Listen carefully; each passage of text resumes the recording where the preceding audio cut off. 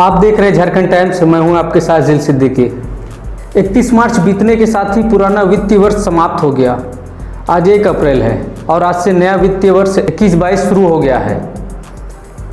1 अप्रैल से नए financial year की शुरुआत के साथ ही आपके जीवन पर बजटीय प्रबंधों का फर्क दिखना शुरू हो जाएगा।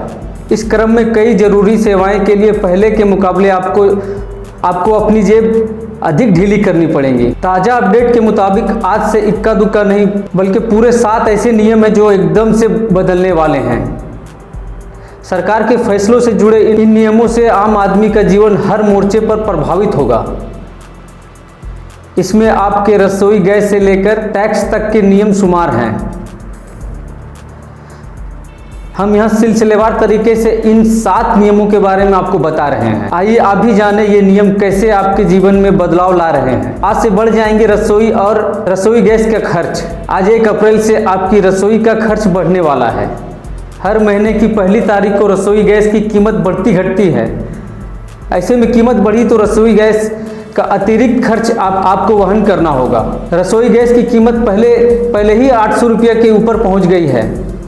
इस हिसाब से गैस की कीमत पर आम आदमी की नज़रें टिकी हैं। बैंकों के ग्राहकों पर होगा खास असर। आज से एक और बड़ा बदलाव होने जा रहा है। सरकार के फैसले के मुताबिक सरकारी बैंकों का विलय हो रहा है। इसमें Allahabad Bank, United Bank of India, Dena Bank, Corporation Bank, Andhra Bank, Oriental Bank of Commerce और विजया बैंक शामिल हैं। 8 सरकारी बैंकों के मर्जर के बाद ग्राहकों को अपने पासबुक, खाता अपडेट और चेकबुक आदि जरूरी बैंकिंग कागजात के लिए बैंक का चक्कर काटना पड़ेगा। प्राइवेट फंड यानी पीएफ के नियम में हो रहा बदलाव। नए वित्तीय वर्ष के बजट में वित्त मंत्री निर्मला सीतारमण ने यह ऐलान किया है कि 5 लाख रुपये तक निवेश करने पर ब्याज कर मुक्त होगा, लेकिन इससे ज़्यादा निवेश करने पर 5 लाख से ऊपर की रकम पर मिलने वाला ब्याज टैक्स के दायरे में आ जाएगा। अभी प्रोविडेंट फंड यानी पीएफ पर 8% की दर से ब्याज मिल रहा है। इसका ब्याज पूरी तरह कर मुक्त है। इनकम टैक्स के नियम में हो रहे बदलाव। आईटीआर यानी इनकम टैक्स रिटर्न फाइल करने वालों की संख्या निमित्त बजट में कई सख्त नियमों का प्रावधान किया गया है। केंद्र सरकार ऐसे लोगों पर नकेल कसने की पूरी तैयारी कर ली है जो अपना टीडीएस बचाने के लिए रिटर्न फाइल नहीं करते। वित्त मंत्री निर्मला सीतारमण ने टैक्स भरने के लिए इनकम टैक्स एक्ट 1961 में 206 AB जोड़ने की घोषणा की। ये प्रबंध आज से लागू हो रहा है। श्रमिकों कामगारों के लिए नया वेज कोड आज से लागू होगा।